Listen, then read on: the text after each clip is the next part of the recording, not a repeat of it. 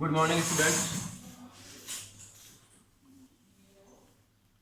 आप पढ़ रहे हैं कक्षा 11th में सब्जेक्ट मैथ्स,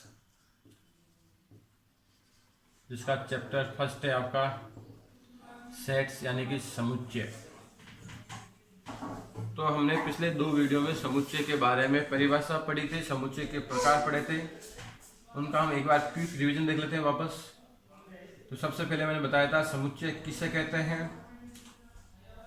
तो वस्तुओं के सुपरिभाषित संग्रह को समुच्चय कहते हैं। वस्तुओं के सुपरिभाषित संग्रह को समुच्चय कहते हैं। फिर समुच्चय को हम हमेशा मंझले कोष्ठक में लिखते हैं। इसके जो अंदर अवयव होंगे वो कॉमा द्वारा पृथक होंगे, स्मॉल एबीसीडी लिखेंगे। इनका नामकरण अंग्रेजी वर्णमाला के बड़े अक्षरों से होगा। समुच्चय को लिखने की 2 विधियां हैं। पहला है रोस्टर रूप या सारणीबद्ध रूप।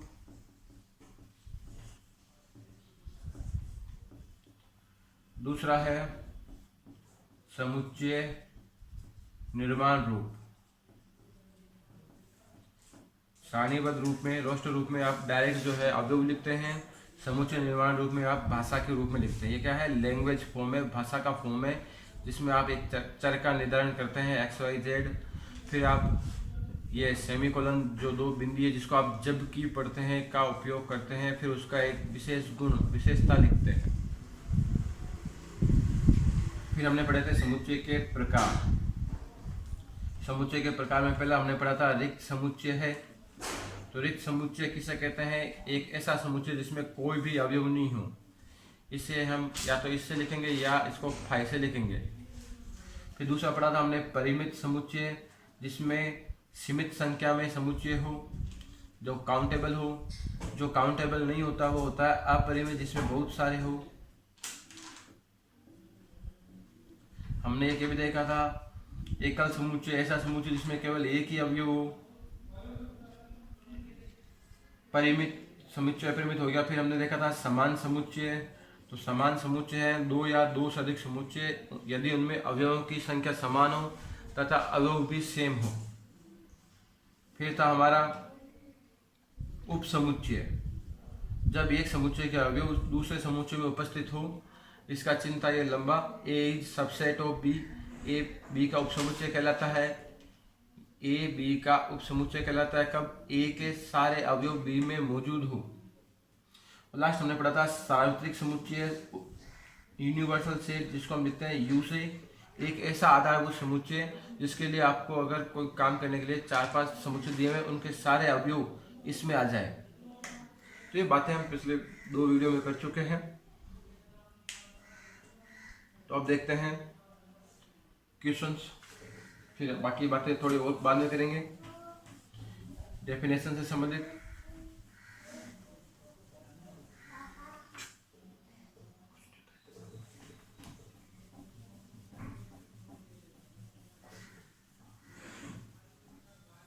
तो देखिए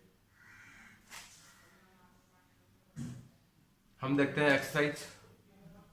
एक्सरसाइज का क्वेश्चन फर्स्ट। एक्सरसाइज का क्वेश्चन फर्स्ट देखते हैं। क्वेश्चन फर्स्ट आपको पहला बताना है भाई, जो आपको ये दिए हुए हैं उनमें कौन सा समुच्चय है, कौन सा समुच्चय नहीं है। क्वेश्चन क्या बताना है कि दिए गए सवाल में कौन सा समुच्चय है और कौन सा समुच्चय नहीं है। पहला सवाल है जे अक्षर से प्रारंभ होने वाले, जे अक्षर से प्रारंभ होने वाले वर्ष के सभी महीनों का संग्रह है। तो भाई आप अंग्रेजी महीनों के नाम जानते हो, कौन सा होता है? जे से स्टार्ट, जनवरी, जून और जुलाई। जनवरी में जे से स्पेलिंग शुरू होती है, जून में जे से होती है,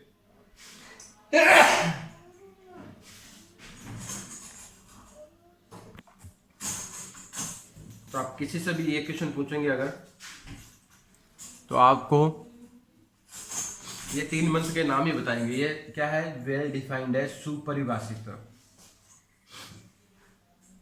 इसके आपके भिन्न भिन्न नए नए उत्तर नहीं आएंगे, हर की चॉइस यहाँ पे काम नहीं होगी, इसलिए क्या है, ये समुच्चय है।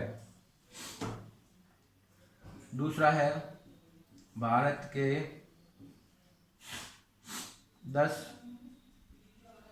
सबसे अधिक प्रतिभाशाली लेखकों का संग्रह है।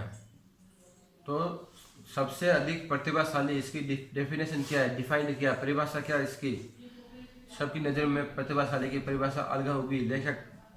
तो ये क्या, वेल डिफाइंड नहीं है, सुपरिभाषित नहीं है, इसलिए समुच्चय नहीं है।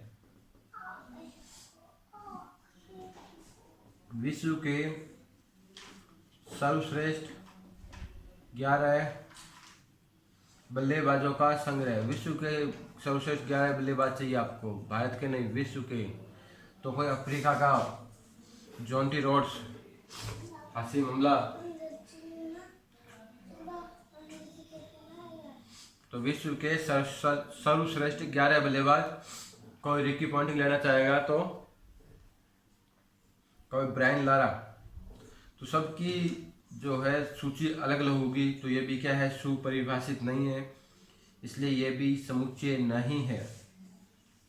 आपकी कक्षा के सभी बालकों का संग्रह। आपकी कक्षा के सभी बालकों का संग्रह, तो आपकी कक्षा की बात हो रही है, तो इसमें कोई दूसरे विद्यार्थी थोड़ी आएंगे। तो आपके रजिस्टर में नाम लिखे वही विद्यार्थी तो आपकी कक्षा में है, तो यस, ये क्या है, समुच्चय है। 100 से कम सभी प्राकृत संख्याओं का संग्रह। 100 से कम सभी प्राकृत संख्याओं का संग्रह है। तो 100 से कम प्राकृत संख्या है, तो प्राकृत संख्या शुरू होती है 1 से, और 100 से का मतलब लास्ट कहाँ तक आ गया भाई, 99 तक। किसी से भी पूछ लीजिए, सबका आंसर सेम आएगा। तो ये क्या है, सुपरिभाषित है, इसलिए क्या है, समुच्चय है। तो समुच्चय की एक ही परिभाषा है कि जो ग्रुप दिया गया है, जो संग्रह दिया गया है, वो होना चाहिए सुपरिभाषित, अर्थात व्यक्ति विशेष के अनुसार उसका आंसर चेंज नहीं होना चाहिए, तो वो होता है समुच्चय।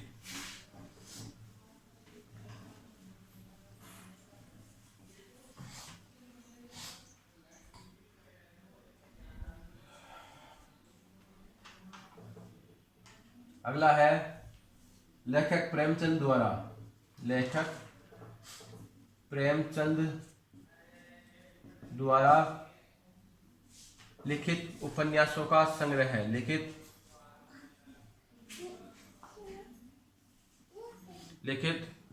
उपन्यासों का संग्रह है।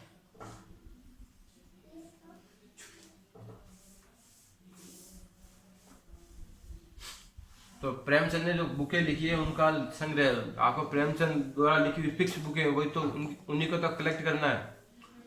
तो इसमें किसी की कोई व्यक्ति विशेष आंसर चेंज नहीं होगा। यह नहीं है कि आप अपनी इच्छा से प्रेमचंद जी द्वारा लिखी हुई बुकें कम या ज्यादा कर दोगे।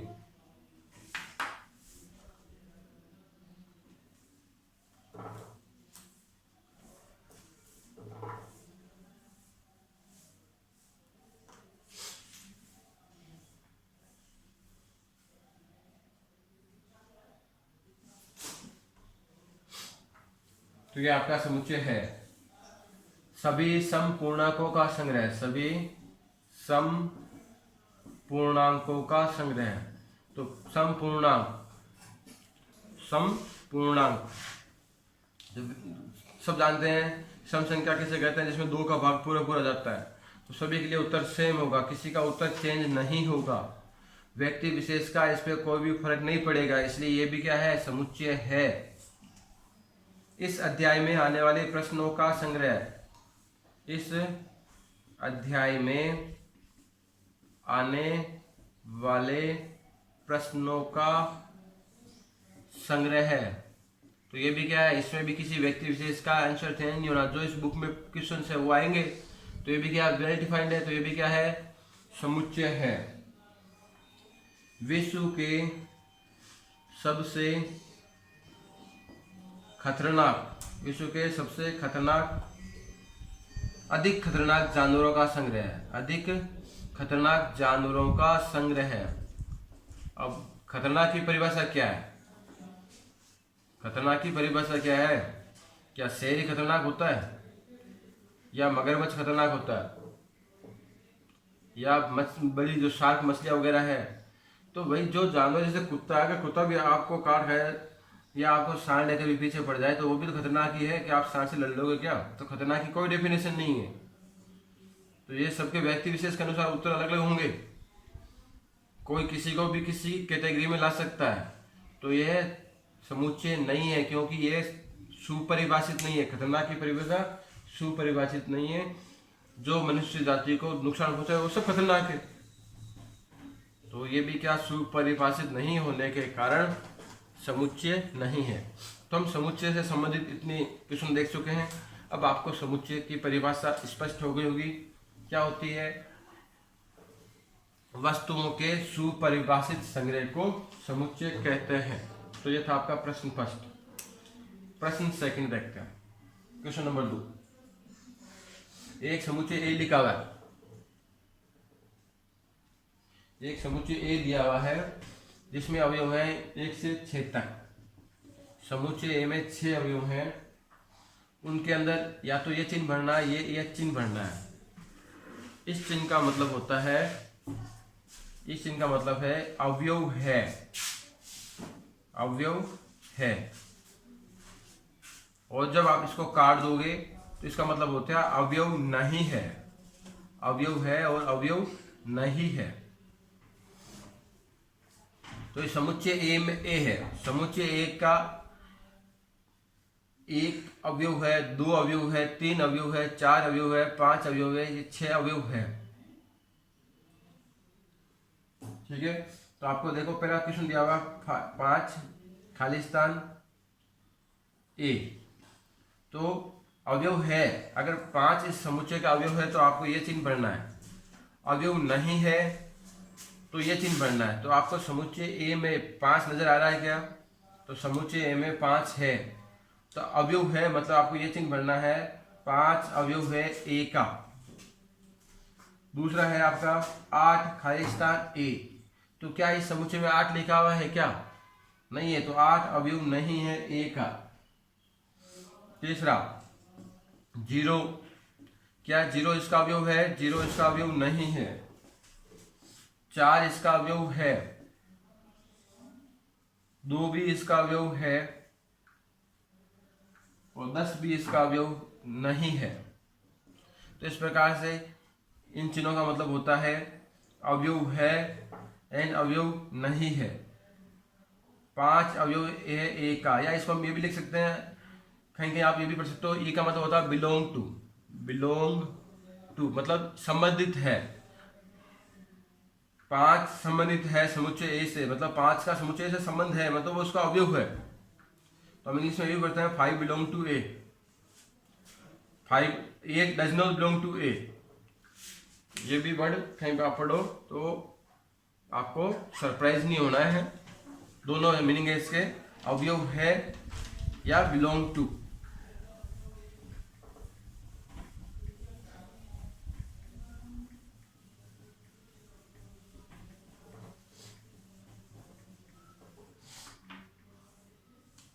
क्वेश्चन नंबर 3, आपको बताया था समुच्चय निर्माण की 2 विधियां हैं।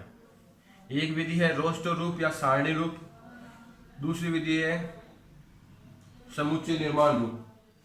तो आपको यहाँ पे समुच्चय निर्माण रूप में क्वेश्चन दिए हुए हैं। समुच्चय निर्माण रूप में आपको क्वेश्चन दिया हुआ है।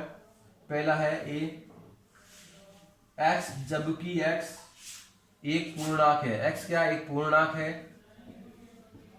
और x का मान जो है -3 से बड़ा है, 7 से छोटा है। तो ये आपके समुच्चय निर्माण रूप की भाषा है। कौन सी भाषा है? समुच्चय निर्माण रूप। इसको आपको लिखना है रोस्टर रूप में। किस रूप में लिखना है? रोस्टर रूप में। तो आपको बताया था समुच्चय समुच्चय को लिखने की दो विधियां होती है। पहला है समुच्चय निर्माण रूप और दूसरा है रोस्टर रूप। तो आपको समुच्चय निर्माण रूप तो दिया हुआ है जो कि लैंग्वेज फॉर्म भाषा का रूप होता है। रोस्टर रूप हम सीधा अवयव लिखते हैं। तो आप ऐसी संख्या बताइए जो -3 से तो बड़ी हो, 7 से छोटी हो। तो -2, -1, 0, 1, 2, 3, 4, 5 और 6। ये क्या पूर्णांक है? पूर्णांक है मतलब 1 के बाद सीधा 2 आएगा, 2 के बाद सीधा 3 आएगा। पूर्णांक माइनस में भी होते हैं, प्लस में भी होते हैं, तो ये सारे पूर्णांक हैं। तो आपको समुच्चय निर्माण रूप दिया हुआ था और हमने इसका रोस्टर रूप लिखा है। देखिए बी एक और दिया हुआ है, बी क्वेश्चन नंबर देखिए 2। x जबकि x संख्या 6 से कम एक प्राकृत संख्या है। 6 से कम एक प्राकृत संख्या। तो 6 से कम प्राकृत संख्या कौन कौन सी होती है भाई? 6 से कम प्राकृत संख्या है। प्राकृत संख्या शुरू होती है 1 से। तो 1, 2, 3, 4, 5। 6 से कम रखना है। तो सबसे छोटी प्राकृत संख्या 1 है और 5 तक आएगी। सी x जबकि x 2 अंकों की एक ऐसी प्राकृत संख्या, 2 अंकों की एक ऐसी प्राकृत संख्या है जिसके अंकों का योगफल 8 है। जिसके अंकों का योगफल 8 है। तो यह आपका कौन सा रूप है? देखो साफ दिख रहा है, भाषा लिखी हुई है, लैंग्वेज लिखी हुई है। तो यह है आपका समुच्चय निर्माण रूप। लिखना कौन सा है? रोस्टर रूप, रोस्टर फॉर्म लिखना है आपको। दोनों रूप हमेशा मंझले कोष्ठक में लिखे जाते हैं। अब 2 अंकों की संख्या, 2 अंकों की सबसे छोटी संख्या होती है 10, सबसे बड़ी संख्या होती है 99। इसके बीच में कोई अंक है, उनके इकाई और दाहिके अंकों को जोड़ने पर योग 8 आना चाहिए। तो 1 और 0 को जोड़ो, 8 आ रहा है क्या? 9 और 9 जोड़ो, 18। हमें योग 8 चाहिए। तो 8 कब कब आएगा? जब ये 17 होगा। तो इकाई का अंक यहाँ पे 7 है, दाई का अंक 1 है। इनको जोड़ोगे 1 + 7 कितना आ गया भाई? 8। इस प्रकार से ये कह रहा है ये 2 अंकों की संख्या है और इनका योग 8 है, उनका ग्रुप है ये। फिर है 26, फिर है आपका 35, फिर 44, फिर 53, फिर 62, फिर 71 और एक लास्ट आपका हो जाएगा 80। तो इन सब का योग कितना होता है? 8 होता है। तो ये आपको रोस्ट समुच्चय निर्माण रूप में दिए थे, हमने इनको रोस्ट रूप में लिख रहे हैं। और देखिए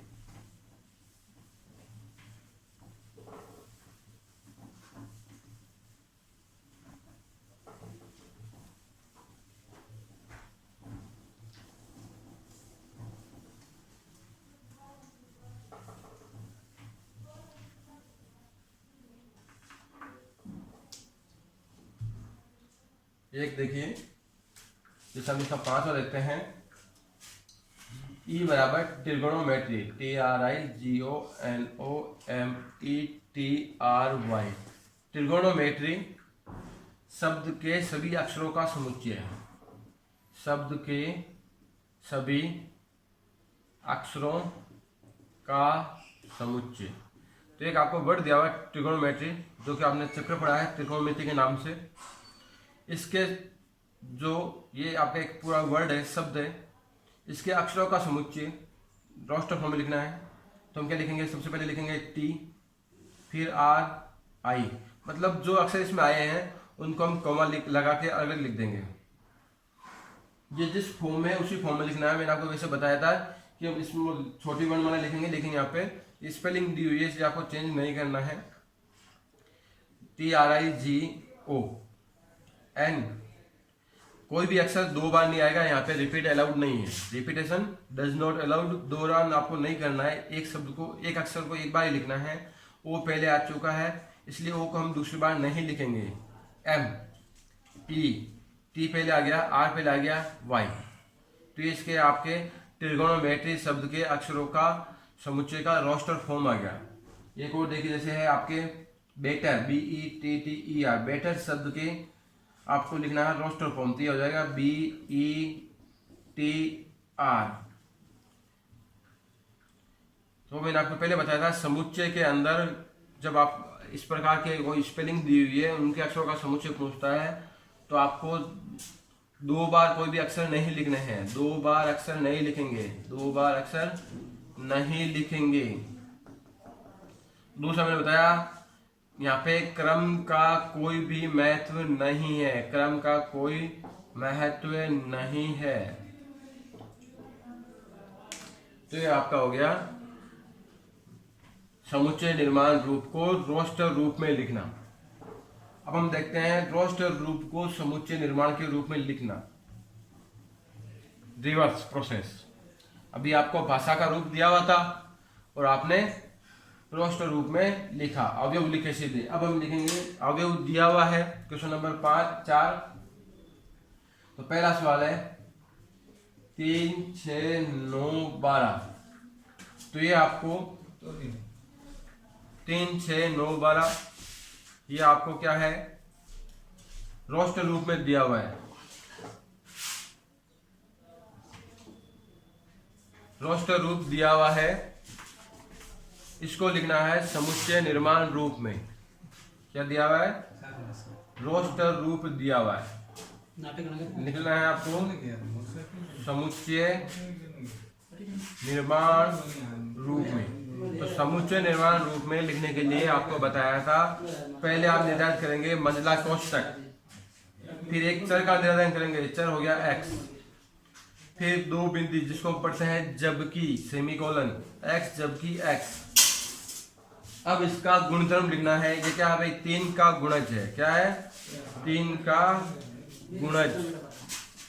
अब 3 का गुणज तो है लेकिन यहाँ पे शर्त है, 3 का गुणज है तो 3 पंचे 15 भी तो होता है, 3 छः 18 भी होता है, लेकिन ये बाउंडेड है 12 तक, 12 के बाद खत्म हो गया। तो यहाँ पे x का मान क्या है भाई? 3 के बराबर, 3 से बड़ा तथा 12 के बराबर, 12 से छोटा है, यहाँ तक ही लेना, आपको आगे नहीं जाना है। ये क्या है? 3 का गुणज है और यहाँ पे 3 का पारा बोलना है आपको 4 टाइम में बस। जैसे देखिए 2, 4, 8, 16, 32 ये है। ये आपका कौन सा रूप है? रोस्टर रूप। अब इसको भाषा में लिखेंगे, जैसे मैंने नाम दे दिया y, जबकि y। अब इसका गुण लिखो, क्या है y? तो देखिए यहाँ पे 2 की घात 1 2 होता है, 2 की घात 2 4 होता है, 2 की घात 3 8 होता है, 2 की घात 4 16 होता है, 2 की घात 1 2, 2 की घात 2 4, 2 की घात 3 8, 2 की घात 4 16, 2 की घात 5 32। इस प्रकार से ये है। तो ये क्या है? 2 की घात n है ना, तो 2 की घात मैंने लिख दिया, जैसे ये n है। क्या है? y बराबर 2 की घात n। लेकिन यहाँ पे शर्त है। क्या शर्त है? 2 की घात 6 नहीं आगे, तो n का मान यहाँ पे बाउंडेड हो गया। तो n का मान 1 के बराबर 1 से बड़ा तथा 5 के बराबर 5 से छोटा है। n का मान 1 से 5 तक ही लेना है, इससे आपके आगे नहीं जाओगे।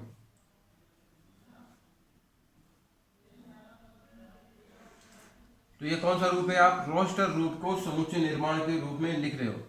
जैसे एक सवाल और है 5, 25, 125, 625।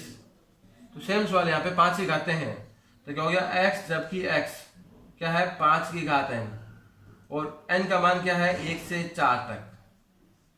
तो इस प्रकार से आपको समुच्चय निर्माण रूप को रोस्टर रूप को समुच्चय निर्माण के रूप में लिखना है।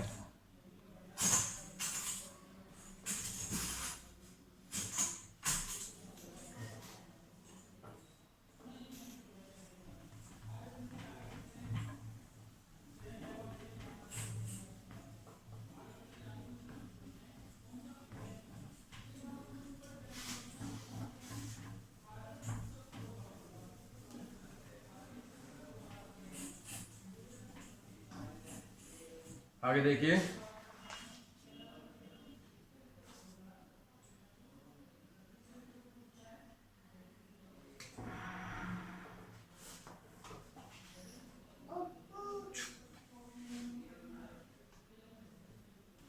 Question number 5। आपको इससे रोस्टर रूप और दिया हुआ है, ये भी रोस्टर रूप ही है, नहीं ये समुच्चय निर्माण रूप है, उनको रोस्टर रूप में लिखना है ए एक्स, जबकि एक्स एक विषम प्राकृत संख्या है। एक्स जबकि एक्स एक क्या है, विषम प्राकृत संख्या। एक्स क्या है, विषम प्राकृत संख्या है, तो विषम संख्या होनी चाहिए, प्राकृत भी होनी चाहिए, 1 3 5 7 9 अनंत तक, क्योंकि यहाँ पे पीछे एक्स को बाउंडेड नहीं किया, एक्स कहाँ तक जाएगा ये पता नहीं है, तो एक्स जाएगा अनंत तक। विषम संख्या जिसमें 2 का भाग पूरा नहीं, जिसमें 2 का भाग नहीं जाता। प्राकृत संख्या शुरू होती है 1 से, तो विषम और प्राकृत, तो 1 3 5 7 9। बी एक्स जबकि एक्स एक पूर्णांक है, एक्स क्या है, एक पूर्णांक है, एक्स एक पूर्णांक है, और एक्स का मान -1/2 से बड़ा, 9/2 से छोटा। तो देखिए इसके बीच में पूर्णांक तो बहुत सारे होते हैं, पूर्णांक माइनस में भी होते हैं, प्लस में भी होते हैं, लेकिन ये हमें बाउंडेड दे दिया, इसने कंडीशन दे दी, इसके बीच में ही लेना है, और इन यहाँ पे बराबर का साइन नहीं है नीचे, मतलब इनको शामिल नहीं करना है। तो -1/2 इसके जस्ट पास वाला पूर्णांक होता है 0। 1 2 3 4, 2 का भाग 9 में दोगे तो आएंगे 4.5, तो 4.5 से जस्ट पहले वाला पूर्णांक होता है 4, इसका भाग दोगे -0.5, तो -0.5 से आगे वाला पूर्णांक होता है 0। तो इसके बीच के पूर्णांक आपके ये हैं, जैसे C है x, जबकि x एक पूर्णांक है, x क्या है, एक पूर्णांक है, और x स्क्वायर का मान 4 के बराबर, 4 से छोटा। जब इसका वर्गमूल निकालोगे तो x स्क्वायर -4 बराबर 0 हो जाएगा, तो x का वर्गमूल 4 का वर्गमूल +2 -2 होता है, तो -2 -1 0 1 और 2। क्या लिखा हुआ है कि x एक पूर्णांक है, तो ये सारे पूर्णांक है, इनका वर्ग 4 के बराबर या 4 से छोटा होना चाहिए, तो इसका वर्ग 4 के बराबर आएगा, इसका वर्ग 4 से छोटा, 4 से छोटा, 4 से छोटा और 4 के बराबर, तो ये इसके संभावित जो है सारे मान होंगे। अगला है डी, एक्स जबकि एक्स लॉयल शब्द का एक अक्षर है, लॉयल, लॉयल शब्द का एक अक्षर है,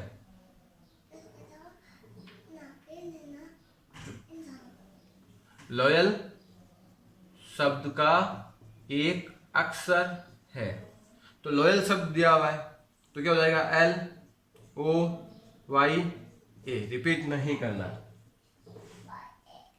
तो इस प्रकार से बाकी बचे हुए 2 आप करोगे। तो ये आपका अभी हमने इस जो हम क्वेश्चंस कर रहे हैं, हमने इसमें 3 चीजें की है, समुच्चय क्या है उसके बारे में हमने समझा, फिर समुच्चय निर्माण की 2 विधियां होती है, रोस्टर रूप और समुच्चय निर्माण रूप। तो रोस्टर रूप को हमने समुच्चय निर्माण रूप में चेंज किया, और समुच्चय निर्माण रूप को रोस्टर रूप में चेंज किया।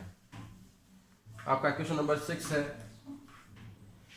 आपको मैच करना है क्वेश्चन नंबर 6 में साइड ए को साइड बी से 1 2 3 एंड 4।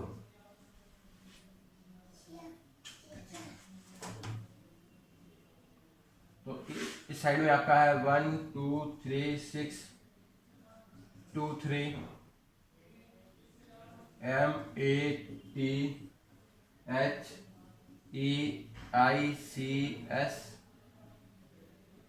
1 3 5 7 और 9। इधर है आपका A, x जबकि x एक अभाज्य संख्या है, एक अभाज्य संख्या है और 6 की भाजक है, 6 की भाजक है। B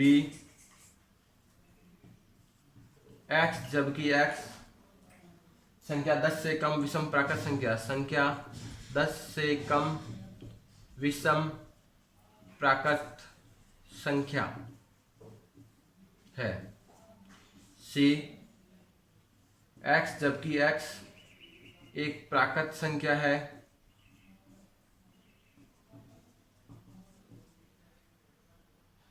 और 6 की भाजक है, और 6 की भाजक है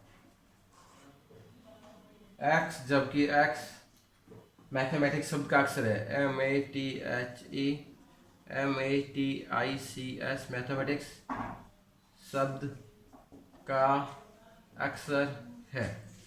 तो देखिए ये तो आपको सीधा मैच हो रहा है कि भाई ये समुच्चय निर्माण रूप है, ये इसका ये है, तो ये इससे मैच हो गया आपका थर्ड, इस ग्रुप का थर्ड इसका डी से मैच होगा।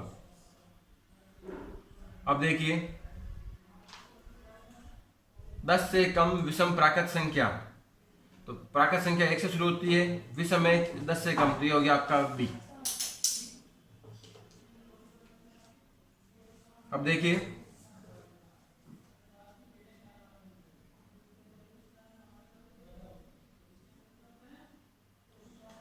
छह की अभाज्य संख्या है, 6 की अभाज्य भाजक संख्या ये होती है आपकी